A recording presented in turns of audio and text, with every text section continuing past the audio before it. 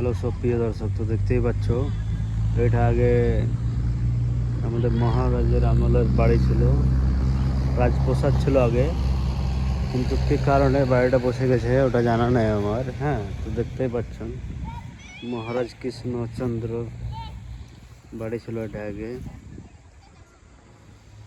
অনেক বড় এরিয়া বানানো হয়েছে, তো দেখতেই থাকুন ভিডিওটা, সব কিছুই দেখাবো আপনাদেরকে। এই যে ছোট ছোট ইট, রাজপ্রাসাদ পুরো মাটিতে বসে গিয়েছিল। হ্যাঁ, এই যে দেখতে থাকুন, ছাদ ছিল এটা, এগুলো সবই ছাদ। হ্যাঁ, এগুলো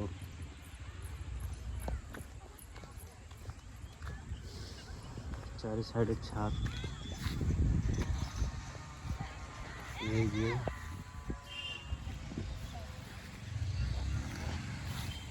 অনেক বড় জায়গা নিয়ে এই বিল্ডিং নিয়ে রাজপ্রাসাদ ছিল ওটা, কিন্তু সব বসে গিয়েছে। দেখতে পাচ্ছেন বিরাট বড় জায়গা নিয়ে এটা ছিল। ছোট ছোট টুকরো দেখতে পাওয়া যাচ্ছে রাজপ্রাসাদের, সব মাটির নিচে বসে গিয়েছে।